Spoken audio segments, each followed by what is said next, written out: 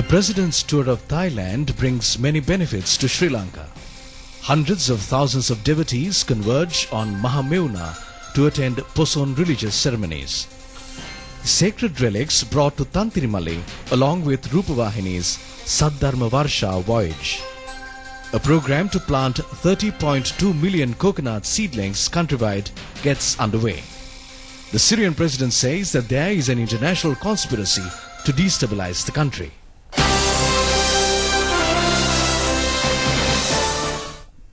Now for those and other stories in detail. President Mahinda Rajapaksa says that the Dhamma preached by Lord Gautama Buddha 2,600 years ago is valid even today. He points out that the ruler and the people will become unconquered and prosperous if a leader governs the country following the 10 principles of good governance in accordance with the Buddha Dhamma. The President made these observations when he addressed the United Nations 9th Vesak Day commemoration ceremony and the 2,600 Sri Sambuddhatva Jayanti in Bangkok, Thailand. The Vesak festival was held at the UN Convention Centre of Rajdamnon in Bangkok. The Chancellor of Mahachulalongkorn Raja University and the Chairperson of the International Vesak Day Committee, the Most Venerable Professor Fra Dharmakos Rajan Thera warmly welcomed the Sri Lankan President when he arrived at the convention centre. 2,500 Buddhist delegates, including the members of the Mahasangha of 58 countries, attended the convention. 400 Buddhist priests represented Sri Lanka. The President delivered his address following the inaugural address of Thai Prime Minister Yingluck Shinawatra.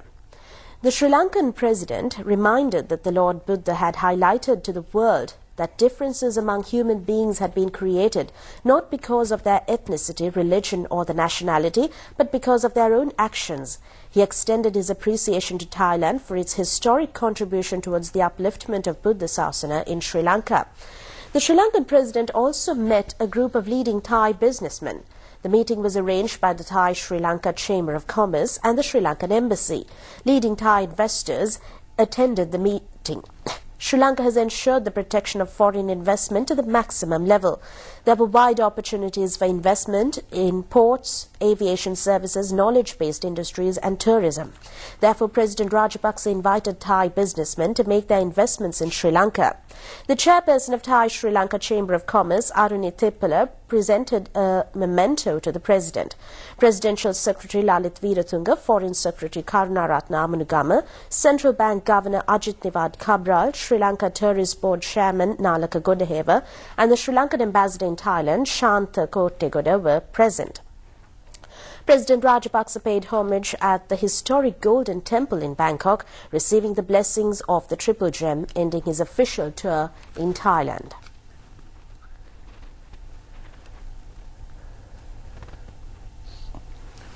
President Mahinda Rajapaksa returned to the island last night, ending his 4-day official tour of Thailand. Foreign Minister G.L. Peiris says that the President's official tour of Thailand has brought many benefits to Sri Lanka, covering several spheres. The visit to the Kingdom of Thailand by His Excellency President Mahinda Rajapaksa had several unique features.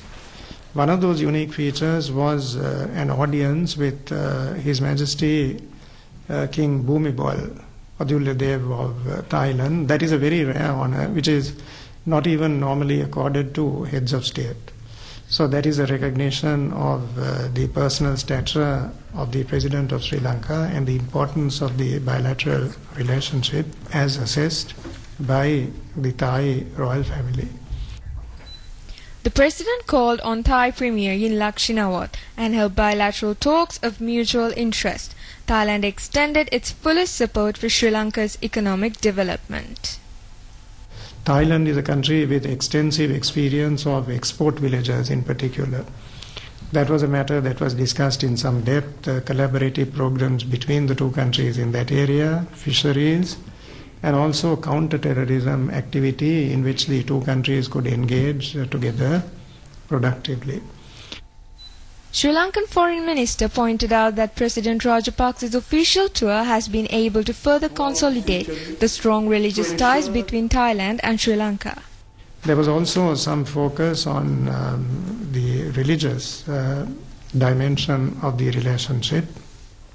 Next year marks the 260th anniversary of the visit to Sri Lanka by Upali Thera, who brought the Upasampada tradition from Thailand to Sri Lanka. And to mark that event, President Rajapaksa invited the Prime Minister of Thailand to undertake an official visit to our country in the year 2013. And now for some news that is just in. A passenger plane has crashed into a building in Nigeria's main city of Lagos. The Dana air flight was heading from Lagos to Abuja, Nigerian Civil Aviation Authority head Harold Deniran told local media. He was quoted as saying he did not believe any of the approximately 150 people on board had survived. The crash took place in a neighborhood just outside the airport. AP quoted Federal Emergency Management as saying. It said emergency personnel were on their way to the scene. Witnesses said that they saw the plane strike a building and burst into flames. Other reports said the weather at the time was clear and sunny. Continuing with the news here at home, religious ceremonies are organized in all Buddhist temples countrywide, including Anuradhapura, commemorating the advent of Mihindu Maharahat Thero on a Poson full moon Poya Day, transforming Sri Lanka to a country of Dhamma. Poson full moon Poya Day falls tomorrow. Seal campaigns, meditation, Poson pandals, dansalas and Poson zones have been organized to mark the advent of Mihindu Maharahat Thero. A large number of devotees are visiting Anuradhapura Jayashree Bodhi, Mihintale Ruanvani Mahasaya, Isurimuniya and Tantirimale sacred area to participate in religious observances. Water at all main tanks in Rajaratha are now at spill level. The authorities said the devotees can use Bulankulama, Basavakulama, Nachaduwa, Mahakandarava, Mihintala and Kala for bathing purposes. Life-saving services are being implemented at these tanks. Several dansalas are organized for the benefit of devotees who visit Anuradhapura and Tantirimale sacred areas. 27 special trains are being operated up to Anuradhapura. The Department of Railways said that train services between Anuradhapura and Mihintale will be operated free of charge. Special bus services will also be operated during the Poson festive period. Special Poson programs are being organized in main Buddhist temples including Sitalpawa, Tissamaharamya, Muthianganya, Verahena and Nagadeepa. This year's National Poson Zone will be conducted in Hakmana from the 5th to the 9th of this month. This was revealed at a media conference held at Hakmana Divisional Secretariat Office today. Deputy Minister Lakshmanyapa Bewardana, the Secretary to the Ministry of Information and Media W.B. Ganegala were present. Additional Secretariat to the President and the Chief of President's Staff, Gamini Senarath, is a member of the Poson Zone Organization Committee. Discussions were also centered on the Mihidu Perehara of Hakmana Jayasumanaramya, which is to be paraded on the streets on the 5th. Hundreds of thousands of Buddhist devotees paid homage to the sacred relics brought from Sri Lanka Rupavahini Corporation to the historic Tantirimale Rajamaha Vihara. Rupavahini Saddharma Varsha Poson voyage began from the Rupavahini Corporation premises this morning. The sacred tooth relics were brought to Tantirimale in a colourful procession. The sacred relics brought from the historic Kandy Gerige temple is now being exhibited at the Tantirimale Purana Rajamaha Vihara. Rupavahini Corporation Chairman Mohan Samranayaka, Chief Executive Gamini Rasaputra and the corporation staff paid homage to the sacred relics placed at the temple. The chief priest of the Gerige temple, the Venerable Kumarige Rahula Thera, and the members of the Mahasangha were present.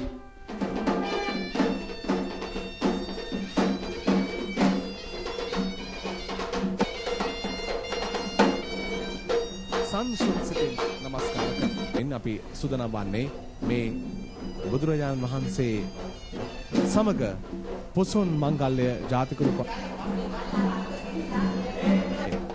අපි දැන් තව මොහොතකින් ජාතික රූප වාහිනියේ මේ පරිශ්‍රයේ සිට Tantirimale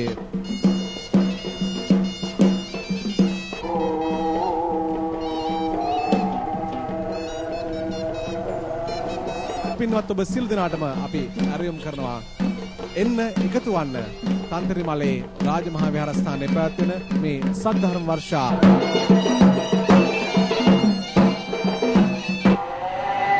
A large number of devotees worship the sacred relics at the Kadawatha town.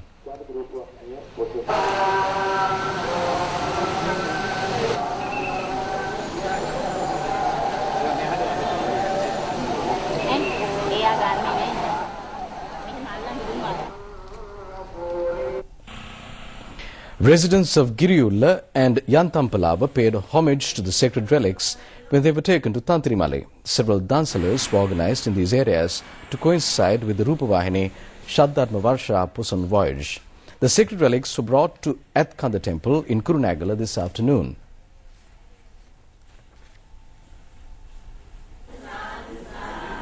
People in Galgamur offered lotus flowers to the sacred relics.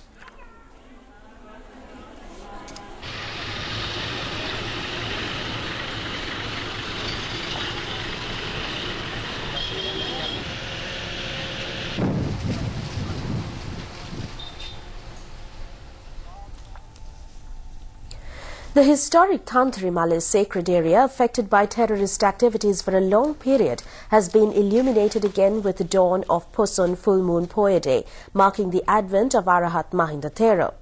Sri Lanka Rupavahini Corporation will bring a live telecast on Pusun religious ceremonies from Tantrimale.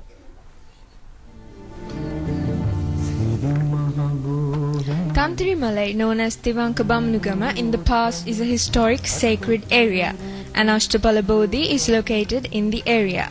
Buddha statues carved on rocks, ancient shelters of Maharahat Theros, and water ponds bring a devotional attraction to the sacred area. Tantrimale, which was under forest cover following foreign invasions at the end of Anuradhapura era, had been completely cleared in 1960. The area with the Tantrimale temple had become an area with zero population due to tiger terrorist attacks during the past 2 decades. The former chief priest of Tantrimale, the late Venerable Kudakongaskada Vimalajana Thero, passed away in a bomb attack of terrorists on the 21st of July in 1992. Treasure hunters had attacked the sacred area on several occasions. Tantrimale's sacred area has been reconstructed, bringing back the ancient venerated glory on the directions of the present chief priest, the Venerable Tantrimale Chandaratana Thero. The entrance road network has been reconstructed, laying carpets. The chief priest said that lakhs of devotees will visit Tantrimale's sacred area tomorrow. Rupavahini Corporation has made arrangements to bring a live telecast of religious ceremonies from Tantrimale temple tomorrow. It's time for a short commercial break right now, but we'll return with more local stories. Welcome back. The program to plant 30.2 million coconut seedlings is to be implemented to meet the target by the year 2016. This was disclosed by Minister Jagat Pushpakumara when he addressed the promotional program on using coconut fertilizer at Pannala and Dunagaha yesterday. 1 million acres of land countrywide have been cultivated with coconut as a new plantation. 5,000 more acres are to be cultivated with coconut in the next 4 years. New coconut plantations will come up in the north and east shortly. 1,600 Kapruka societies are being implemented countrywide. 264 coconut nurseries are being maintained at present. Around 50,000 coconut seedlings will be issued at a time from a nursery. The coconut yield in the country has increased by 60%. The expected yield this year will be around 3 billion coconuts. The export of coconut-based products to the Middle East, Europe and Japan has increased by 32%. The government has spent a sum of 43 billion rupees last year, and the allocation of this year is 50 billion rupees. A stock of air rifles was distributed among cultivators to protect coconut cultivations from wild animals. Minister Anura Priyadarshini and several people's representatives attended the ceremony. 62 persons received Shrama Abhimani Awards for their contributions towards strengthening the national economy. The ceremony was held at the Mihilaka Hall at BMICH premises in Colombo today. The award ceremony was organized by the Shrama Abhimani National Association for the 5th time in succession. Minister Dr. Rajendra Senaratne was the chief guest. 62 persons involved in construction, business, media and several other fields received awards. Several veteran media personnel were presented with Madhya Shuri Gold Awards.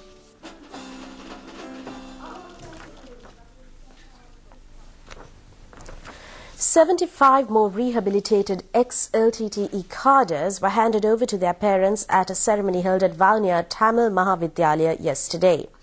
The Secretary to the Ministry of Rehabilitation, Edisa Naika, disclosed that over 11,000 ex-LTTE cadres who surrendered to the army had been handed over to their relatives after rehabilitation.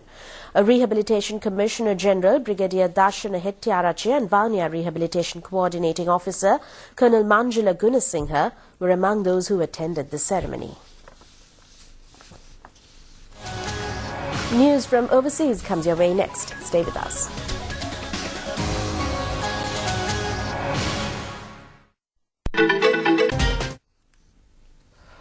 Welcome back. Syria's President Bashar al-Assad has denied his government's forces had any role in the Hula massacre. More than 100 people, many of them children, were killed in the attack overnight between 25 and 26 May. Most knifed or shot at close range. Assad described the killings as an ugly crime that even monsters would not carry out. Addressing Parliament, he blamed foreign meddling for Syria's divisions. The massacre has triggered international condemnation and led to several countries expelling Syrian diplomats in protest.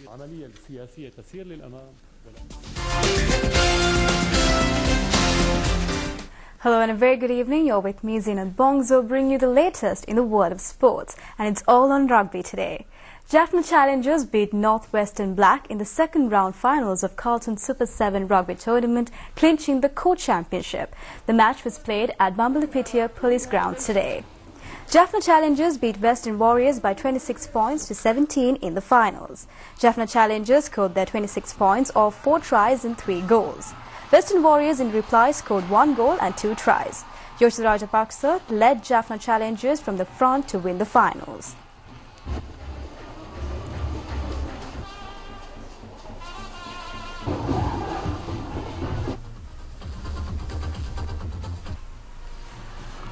Carlton Super 7 rugby tournament was conducted for the 4th time in succession with the participation of several powerful foreign players. It was organised by the Tharuneta Hetak Youth Organisation and Sri Lanka Rugby Association. President Mahinda Rajapaksa was among the spectators, including several Bollywood stars.